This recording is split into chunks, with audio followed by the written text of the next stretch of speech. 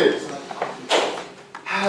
I'm way too nervous today. A talk, unlike any other talk I've done, usually I can get away with a couple of jokes. I can get away with a couple of nice slides. This is a more technical presentation, born out of a desire to have a proper REST API for a project I'm working on that's Act Voyager, the replacement of the current Act software we use to organize Perl conferences and Perl workshops. There was a guy that has tried to do that before, and he said you will fail miserably on the whole project. And he was of the intention to actually completely write a new web framework to make Act work on a new thing, and I thought to myself, I have a bunch of good people around me that are developing Dancer2. I can probably rely on their support, and maybe they can help me writing some plugins to make Dancer2 even more easy to use. Writing REST APIs, that's what this talk will be about, can be a horrible nightmare, so let's see how I think you can solve it. That's me. I don't know where this picture has been taken. Somebody said that's an awful picture of you, I have a better one of you, fine. Good. Make hard things possible. I don't know who said that, but I'm thinking we can make writing REST APIs possible instead of hard. Good. Let's start with this is Dancer, I think. This is what Dancer is, a simple but powerful web application framework for Perl. So let's do something simple. Let's do a very simple web application, the hello world thingy. We'll do a GET request somewhere, we have an index file, we do some layout stuff. If you're not familiar with Dancer, this is a very, very brief thing. So next we're going to make a package called Simple Web, and what will it do? It will use Dancer. You will have a route, your root, usually the index. We're going to render that in a template called index, yay, and that's our Dancer application. Now it needs, of course, to have, what does it need? It needs to have an index TT, where we have the very, very basic thing. It's going to render a string called hello world. It has layouts, and in this layout we will render the content from that previous thing, the hello world thing, and well, it's very complicated already. The config file for you is going to tell you that we have a simple TT that's wrapped around everything we're going to render. And yes, we are ready to set and go. There we go. This is the last bit, probably the way to set up a Dancer application. There's an easier way, but the moment you start doing anything complicated, you will start running using Black Builder, and which is going to be way more interesting.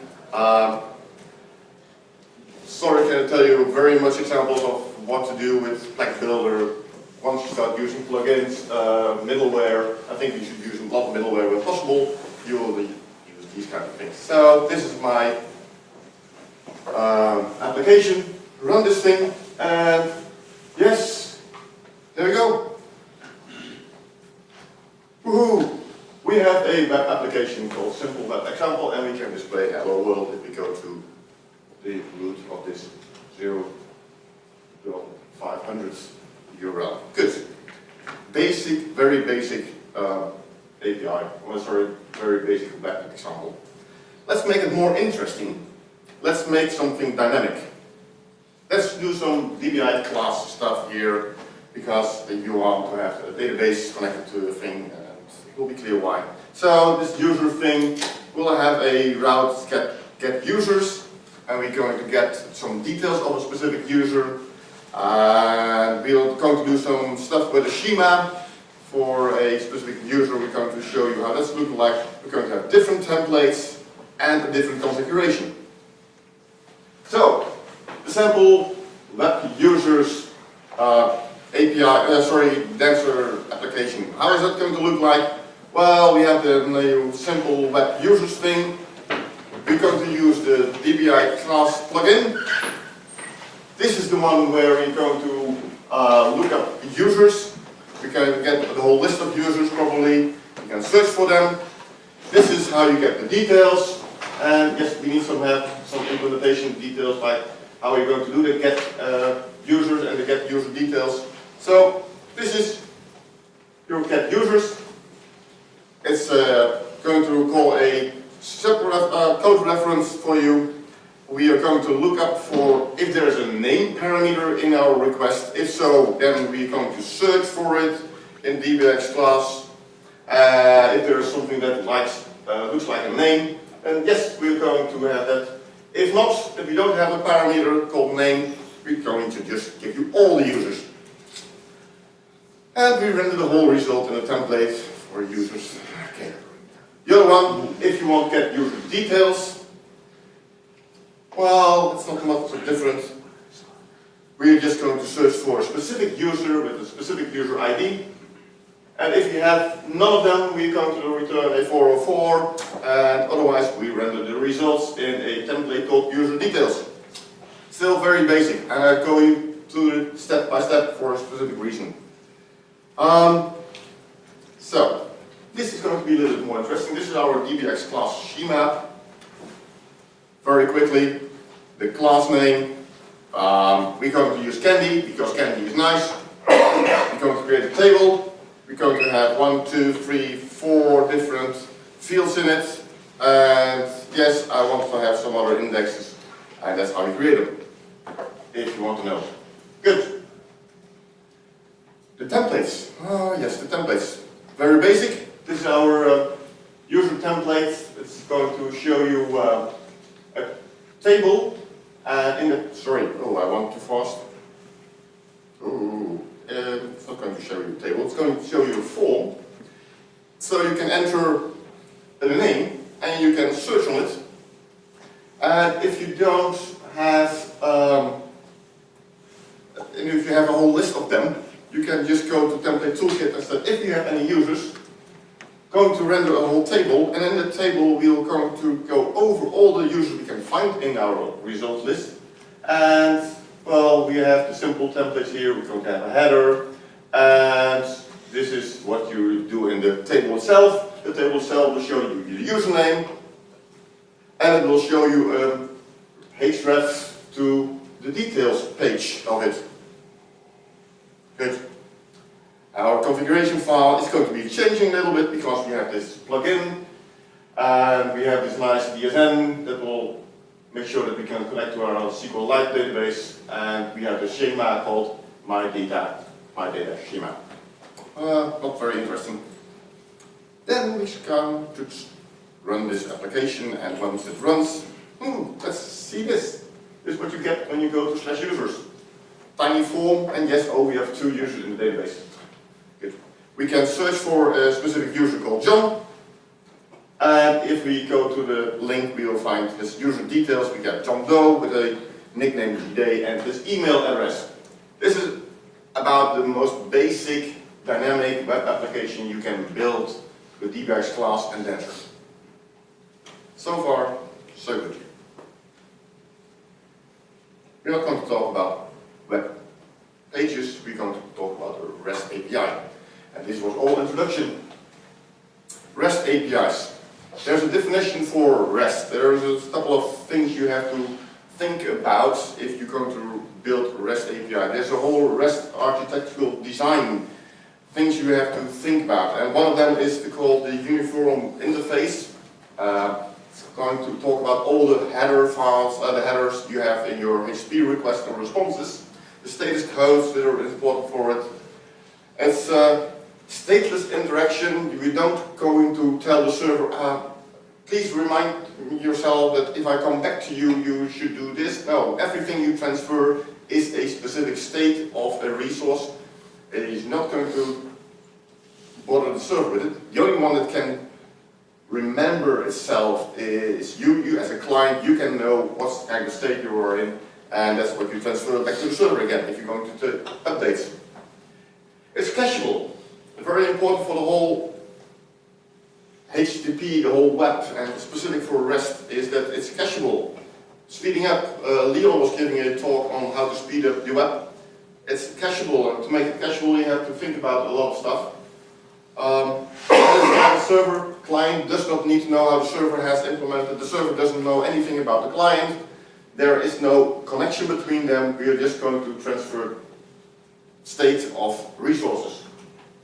And we have a layered system, meaning that anywhere in between we can have a specific server. The client does not know if it's talking to a cache, a proxy server. The server doesn't know if it's going to talk to the client strictly or if there's a cache in between. And then we have something that's code on demand, which is a funny thing to do. I've never seen it in real life situations. Probably PJSON is something that might do something like that. Anyways, REST in general. Serializer JSON. Serializer JSON is a very, very handy tool to create REST APIs. It takes away a lot of pain, a lot of headaches to make sure that you can transmit JSON. Let's try to extend our web application we had, our web pages, to an API. And we will have a slash. We will have a user ID. Oh, I think that should be slash users. Anyways, good. We're going to use the Serializer JSON plugin, and this is more or less our Dancer2 application, how it looks like. And this is from our previous thing. We are now only changing it into API users. There are a few other things. We are going to change the user details into a little bit more REST interface. For REST, you will just have the ID behind the slash users, and you will find this user details for it. No longer the URL called user details. Don't need it anymore. There's a whole thing about URLs. I've talked about it in previous talks, and you can read up on the web much about how to design your APIs. That's not what I'm talking about this afternoon. Good. Slash users. How can we find these slash users, and what's going to be different from what we had? Because this is what we had from our web page when we did that. It's going to change a little bit. Oh, we're not going to return the template anymore. We are just going to return a ugly piece of Perl. If you can see what it's doing straight from the beginning, great for you. What it's doing is returning you a array reference. That's being a map over all the users we can find, and it's going to return for every user a hash ref, which has a href and a label, just as we have seen before.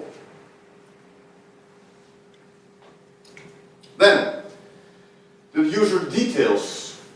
We have to change that a little bit. How are we going to change it? Well, let's change it bit by bit. Clean up a little bit of code.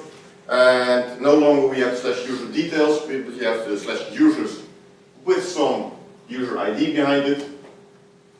Then the other thing is we are going to change the results more or less, like if we can't find it, I need to clean up a bit. We're going to return you a 404 page, not a page, an error code by itself. And then we have some other things to return. We have to return a data structure rather than a template we are going to render, and this structure looks like this. It's going to return a hash ref with, well, a bunch of fields in it. Good. So this is our change from what we had to create a REST API. Configuration file, yes, of course, we love configuration files. This is going to hide a lot of stuff away, make it more easy for you. Configuration file needs to change. We have a serializer called JSON. And I love to have pretty prints. Makes it much more readable. Good. Let's try to run this API. Let's try if we can connect it. We no longer have the web as a web server. We can't use our browsers anymore. Yes, you can maybe, but it's not the way we should do it. So just use a thing that's called curl, and let's connect to the thing. Good. Let's see what we get back. This is what we get back. Of course, we have status code 200. At least I hope we have it. If not, then something went really wrong. It already tells you that we now have a result that's in a content type application JSON. And yes, it's going to return you a array-ref of 2 hrefs with these data in it. Good, I'm fine with that. In a JSON structure, of course. This one. Let's search for this user called John. What will he return if you go to the same URL, but we can search for it? This is what will return. It will return one of these users. Or if there were more Johns, we will have more Johns here. Anyways, so we have this magnificent URL, href I called it, /users and then a UUID. Let's try to go to this resource and get what is there. That's how you do the code, go to this user, and this is what it will show. Whoopee! It will show the details of John Doe, which has a nice email address and a nickname. This is more or less the first bit of a REST API-ish thing, because we have skipped so much. Let's move on a little bit, because we have now one serializer called JSON. The funny thing is about the REST APIs that you can do some kind of content negotiation. You can say, I don't want JSON, I want XML, or something else like data number. Yeah, data number is a wonderful format. People love it. Rest people don't like it. English can return as YAML.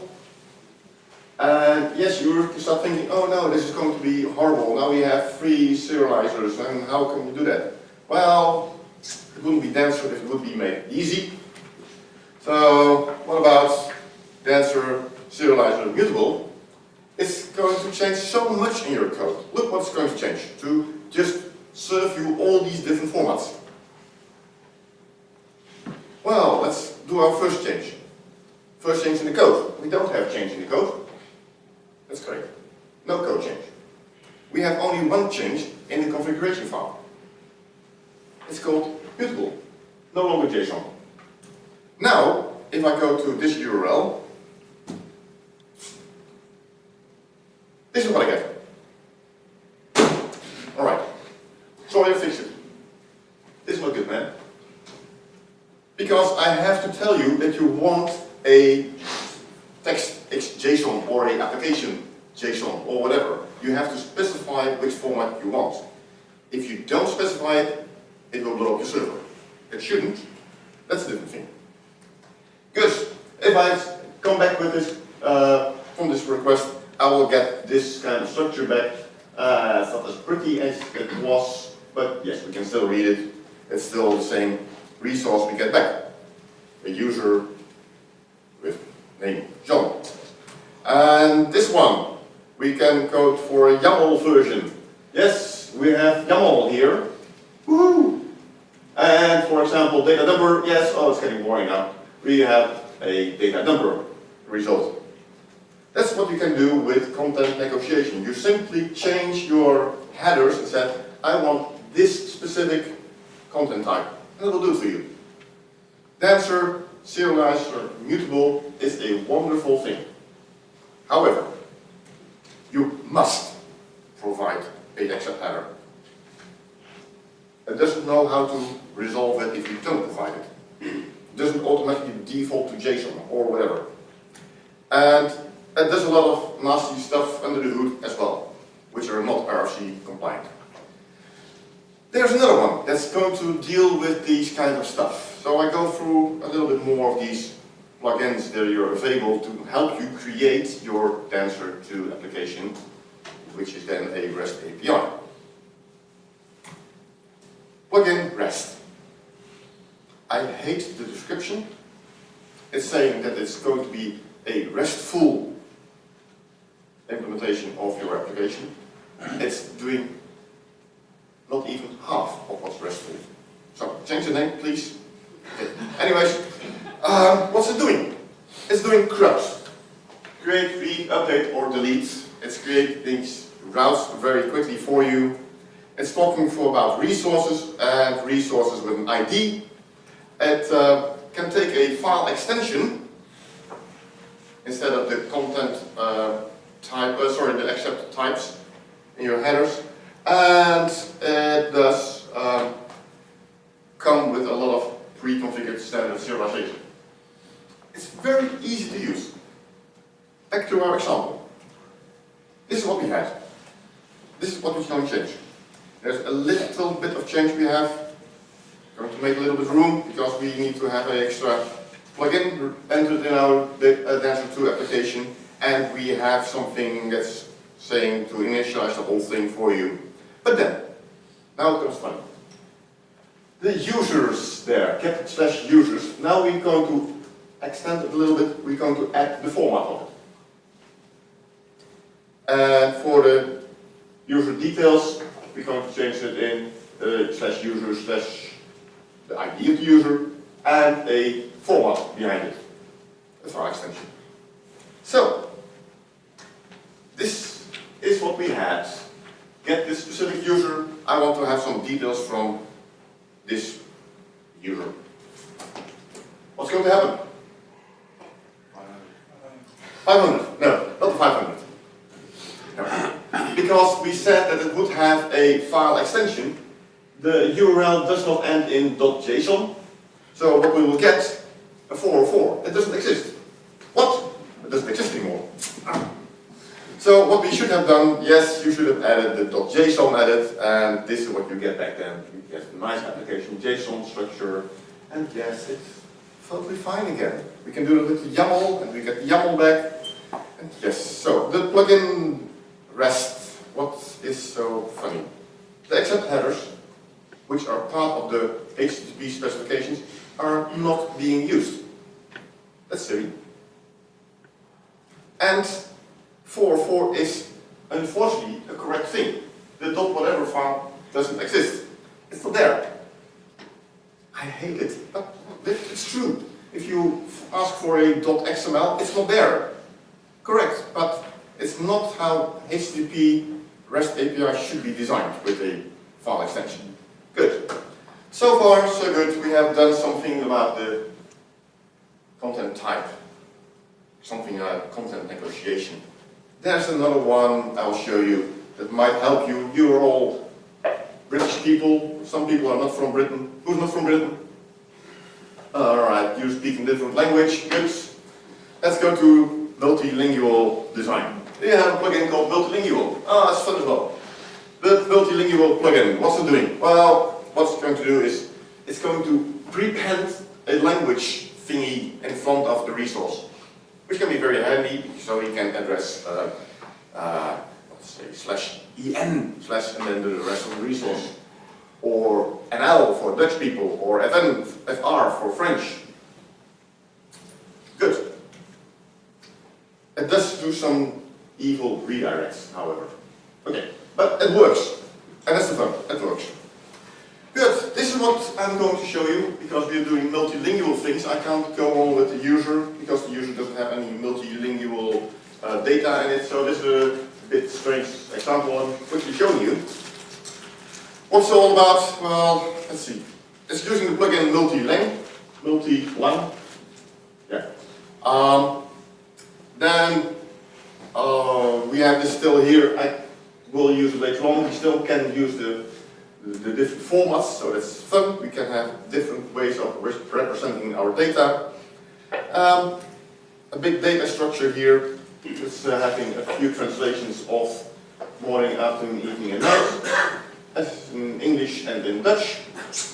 And let's see how that's going to work. We can just go to this URL /translations, and it will return the hash ref somehow, and it will, just like the other thing, pass back to the JSON serializer or the YAML serializer or the data dumper serializer, and it will return the language one you have chosen. So, of course, config. Yes, we have the multilingual thing being set up. We have 2 different languages we can support, and if you don't support anything, you'll go for English. Fine. Good. Good to go. Run this whole thing, start your Dancer application, and go to curl. Let's see what curl is going to do for us. We're going to say, I want this translation in JSON format in the language Dutch. And yes, it's doing it. Woo! Content type application JSON. Yes, that's what I asked for. I didn't ask for the cookie. Get rid of it. Anyways, and this is the Dutch version. Goedenavond is for evening, goedemorgen is for morning, and goedenacht is for good night. Proper, it's working. Yes, multi-line is a nice plugin. Of course. Is it? Of course, there's something missing. What about this? Even though English is the first one mentioned, no, it's the first one mentioned, but it gets you a quality factor of 0.9, means that, yes, I'm Dutch. I prefer actually Dutch. And if you can't find Dutch, do the English version. Or what about this one? That must be lovely for you people from the UK. I'd love to have Great Britain. Oh, that's not good. Should be US, isn't it? Anyways, that's a good thing there. It should be EN UK and EN US, I think. Yeah, right. EN US would be correct country code. GB is the correct country code for the United Kingdom. Alright, so the last one should be it should be EN US instead of EN UK. Yes. Then my example will be true. Well, the other thing, if you would live in Ukraine, you would have two different versions of the language. It's the Cyrillic one or the Latin one. These kinds of things are simply not supported by multi-line. Multi-line only supports the first two characters of your content language. And if you've noticed, in the response, it does not set the content language. It just skips it. I don't know. So, time to do better, I hope. I thought I could do better. And I started writing a bunch of plugins. And I called them plugin HTTP and then whatever. So, since we're talking about content negotiation, the first plugin called content negotiation. What's it doing? Well, it will have a bunch of header files. One is the accept, the other one will be accept language. It will try to make sure that we have the proper response headers, and let's try to implement it, what we just had, our translation table with content negotiation. This is how it goes. This is what we had. We changed this one, we leave the rest more or less. However, this, yes, I need a little bit more space. I'm going to clean up this for a while, so I have more space on the screen. Goes up there, good. This is what I want, no longer the dot format, because it's not part of it. And then, yes, this is a little bit ugly, I think. Looks horrifying at the beginning. So let's go by it step by step. I have a language thing, so I can choose the HTTP language. It does come with a list of languages you can choose from and a code ref for each different language. But however, what I did very quickly is I took the whole list of languages we had in our list. So it's dynamic already. I'm not stuck to my English or Dutch. I can simply add French to my data structure or whatever. For every language mentioned there, it will run this code ref, which is just doing this translation thing. And if you want to know which language I have chosen, well, it has a keyword for Dancer HTTP chosen language. And if you don't provide a language, or you have the wrong language, yes, let's go to default for English. Because we're in Britain, we like English. It's what to do. Good. The configuration file needs to change. Yes, what will change in the configuration file? Woo! Get rid of a lot of stuff. I like getting rid of stuff. Good. Yeah, it does say plugin HTTP content negotiation default is English. With a star, probably means that it's not implemented yet. So yes, I have been working hard to get it out. I love to get feedback, but this is one of the things that certainly will change. I will have these default values in my configuration files. Good, this one. Let's try the URL blah blah translation things, and I can now have this funny thing with a complex, again, ENUK. Oh, what am I thinking? Anyways, good. If I would send this off to the server, it will do the whole content negotiation, it will take a whole language range things, and it will return you, hey, oh, hold on. It's actually saying that its content language is Dutch in this case, which I think should be the right thing to do. I'd love to be right. Okay. So HTTP content negotiation does accept language with the language range, and it does set up the response headers for content language. Back to our original example. Is it? No, we stay with the translation still. Yes, I'm sorry. Because we had that example where we can say I want JSON, or I want YAML, or I want whatever. Let's see how we can implement that. This is what we had, we need to change it. What are we going to change? Oh, make a little room, and add this HTTP choose media type. Well, media type is not an official way to talk about HTTP headers. It's called accept and nothing. All the other ones have accept language, or accept charset, or accept encoding. And yeah, this was just confusing, so I made this media type thing. There it is, and it goes through a table of, well, application JSON. What do you need to do when you have an application JSON? You execute that subroutine, you convert it to JSON. Or, well, YAML or data dump. It's a little bit explicit, but the serializers provided by Dancer are limited. There are only 3 of them. And if you want to do something else, what about creating a PDF? What about creating an image on the fly?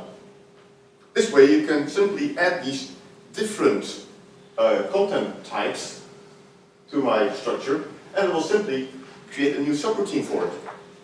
Easy to extend. And lastly, I default to undef. Why to undef? I want you to be very specific what kind of content type you want. If you don't provide a content type, sorry. So, run this application, go to this URL with curl get HTTP translations, my accept language, it should be fine. And what should we return? 4 or 6. Very good. Mike is awake. Because we didn't provide the content type. We didn't provide the accept header. And I just said in this slide here, if we don't provide anything, it's going to default to nothing, so that will be an error. So, good. So let's do it. Add that accept header and say we want JSON, and look what we get back. Ooh, wow. What's this? Very accept language and accept. This is very handy if you're passing a proxy server, a caching server, whatever you have, because all of a sudden we have to deal with the different representations of this same resource, the same John. Oh no, this is not John. The same translation table. We have it in different languages, we have it in different types. Your caching server now needs to know that, by the way, this URL is fine, it's the same URL, but please have a look in the accept language or in the accept headers. If they change, you have a real different response. Your caching servers need to know this.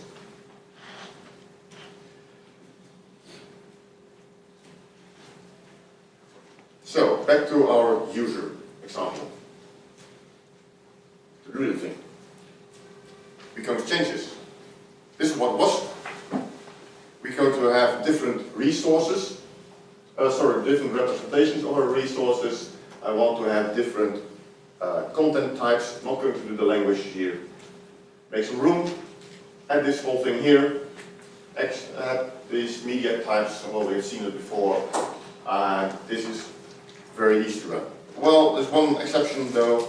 In the previous slide, you might have seen the whole data structure I created from class. I created quickly a underscore serialized thing to just give me only the fields I really want.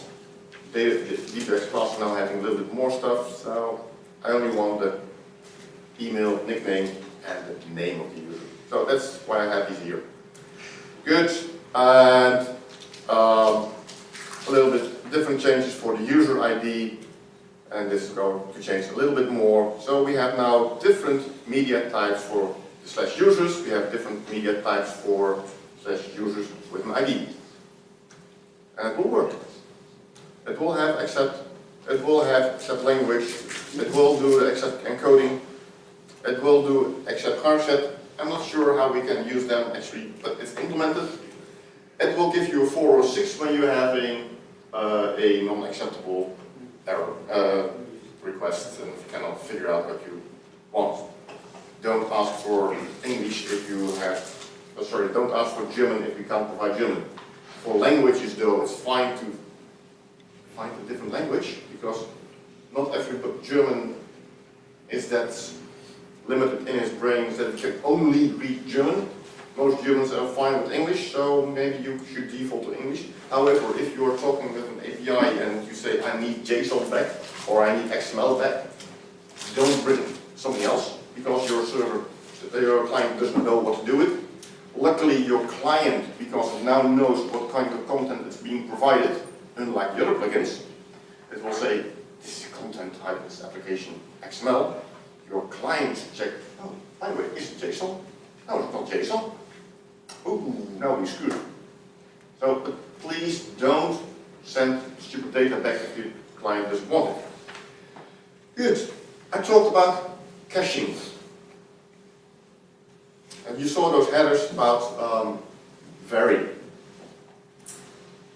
Talk about caching. Caching actually is very simple on the server side. Very simple. Because the server only has to tell you a few things. Caching is key component of the whole REST architecture. It's that layered system where the client and the server do not know who's talking. The server doesn't know if it's the real client. The client doesn't know if there's a server in between. So you need to make sure that the cache that's in between does handle all the stuff for us. So what does it need to know? Well, it needs to know something about aging, how long your request and your response can be there in the caching server. We don't want very old responses. You need to know when these responses are actually being expired. That's just an absolute date time.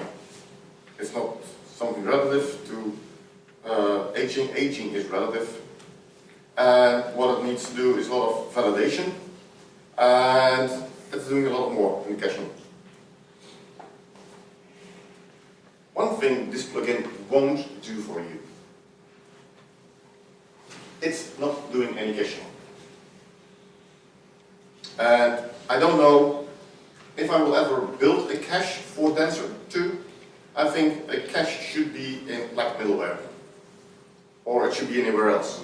But your Dancer application itself, I do not see any good reason to build it into Dancer2. Maybe other people disagree on it, come to me and I will implement it. Anyways, good. Our app. We had this already, and we just want to make sure that our caching services down the line know how long they can keep it, how old it can be, and some other directives, if it needs to be private, if it needs to be public, if it needs to be a dozen different things there are available for caching. Read it up on specs and you'll see what you can do with it. So, let's create some space and let's add some very interesting things for caching. Woohoo! You can say how long, how old it can be. It can only be 1 hour old. Ooh. And it can be stored in any public cache. Woohoo! And it will expire tonight. Tomorrow night. Tonight. It will expire tonight. When we are all having our beer, it will expire. Good. That's all it changes. Nothing exciting. Don't get confused. This has nothing to do with validation of your cache. This is only telling your caching server, hold on, this is what you need to know. Good. However, if you were talking about caching, there is something that a cache should do. A cache should do once in a while do a conditional request. It should validate if the stuff it has is still the right stuff it can serve. Yes, it has its max age, but it might be told by your original server that any request, please come back to me, revalidate if you're still okay, if you can serve it. It might help to just these two talk to each other. So once it's okay that the caching server is told, yes, you can serve your cached version, the original server doesn't have to send off all the data again. What about your video files of 3 megabytes or whatever? You don't have to send them in again. So, there are conditional requests. Rules for GET requests, cache revalidation, you can have an E-tag. I'm not going to talk much about the E-tag, but it's a unique string for this specific resource in this specific state. It's not changed anywhere else. The date modified I will talk about during this talk. It's more easy to understand and more easy to implement. But the E-tag is implemented in the plugin. Good. This is what we had in our database schema. I'm going to change it a little bit because I want to have this timestamp. I want to know when it's last modified. So clean up a little bit. Have a package load components, inflate column date time, and we want to have a timestamp. And it's making it very easy for the DBX class to do it. And this is my definition of my column. The moment it's get created or it's updated, it will automatically do that for you. So my column last update will be always the correct one. We need it, so there it is. Then, what needs to be changed in this /user and the ID of it? Just a little bit. We already have this, we have these caching parameters, we have the aging, we have the expire date, but we need to make this request now conditional because your caching server comes back to this original server and says, hello, I have this specific request, can I still serve it? What are we going to do? Create a little bit of room. We're going to make a code ref from what we already have, because this piece of code is going to be conditional. We either have something that we can tell to the server, it's fine, you're okay, serve it to the rest of the world, or we have to regenerate our response. This is our HTTP conditional. It says if the last modified, and you can grab the date time from the last update from the user, and that's it. This is doing the whole thing for your conditional request. If your last modified has been changed, you have to serve this one, and if not, then it's okay. Okay, good. Let's go to this request. Let's see what happens. Just get now this resource. And what it does, it will show you the last modification date. When was that?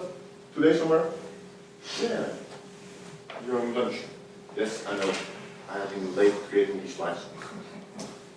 So, our John Doe record in the database is last modified this afternoon.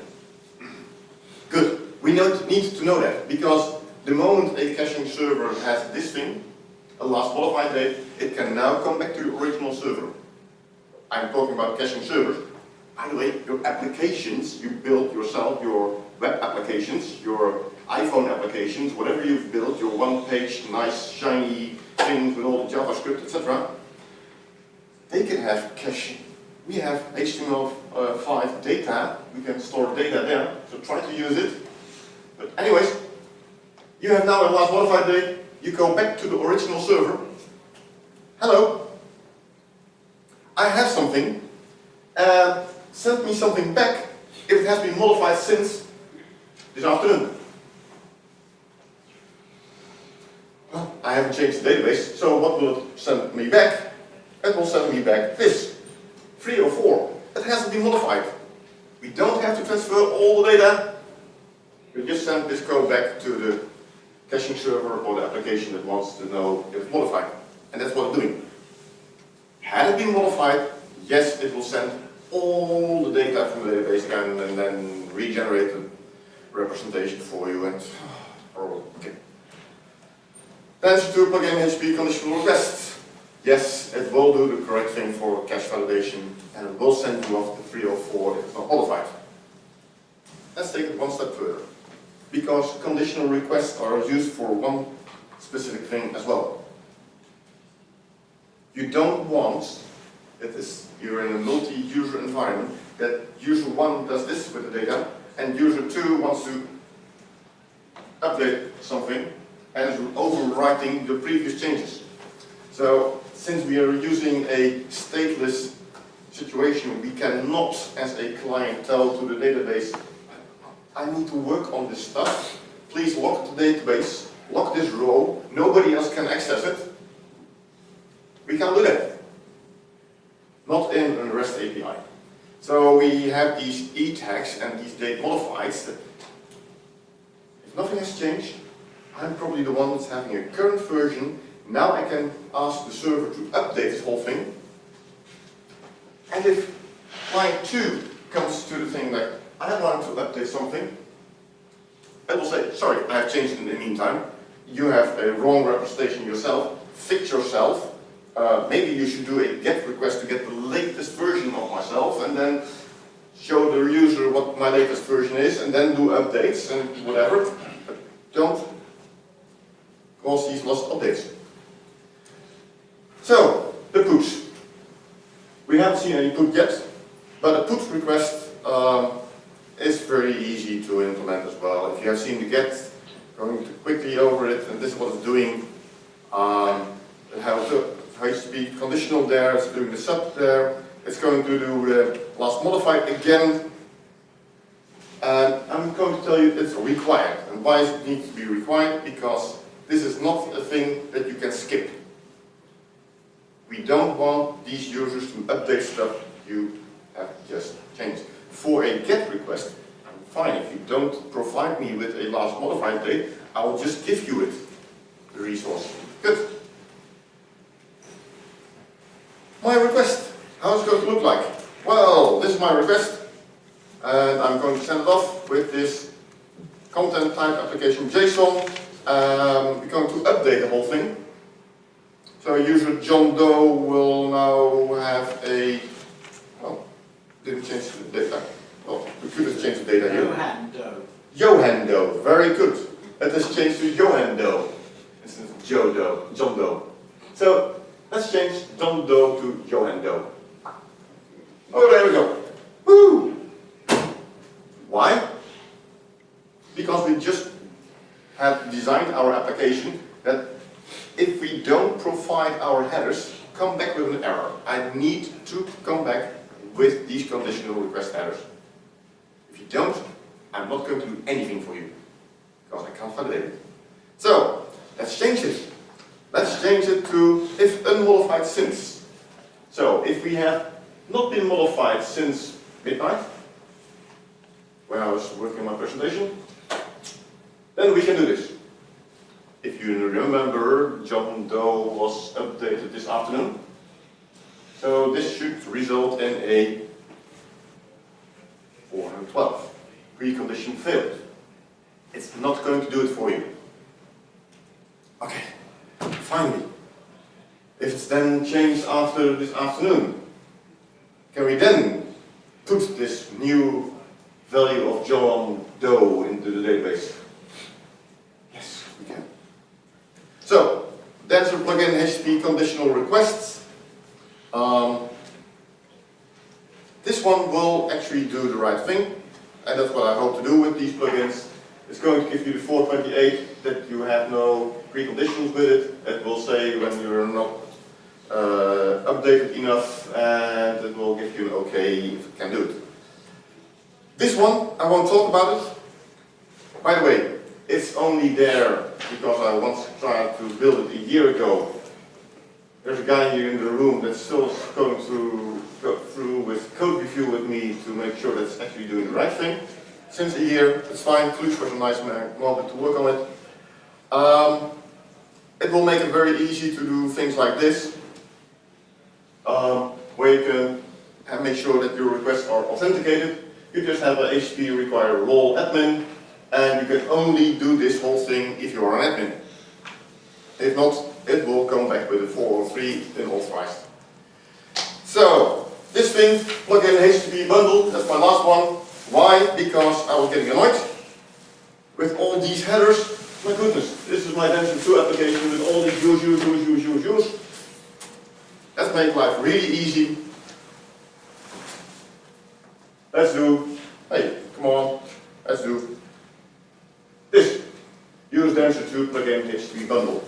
And I hope by this one, everybody can now make a REST API built on Dancer2 that is not doing the bogus thing with multilingual, not doing the limited things with serialized JSON or serialized immutable. This is the one that's doing the things that have been written in the HTTP specs. I've taken a year to write them, reading all these specs, reading again. Yes, they're buggy because they're built on top of action pack headers, HTTP written by two marvelous guys in the Perl community, but buggy. So I have to read more my implementation of a lot of things. But it's the wing that's released just 2 weeks ago. Anything that you see in these plugins that is buggy needs to change. I'm willing to read through it and discuss it with you, make sure that it's still HTTP compliant, RFC compliant, and I hope from now on people can just write simple REST APIs built on Dancer. Dancer2 is a marvelous framework. Thank you very much.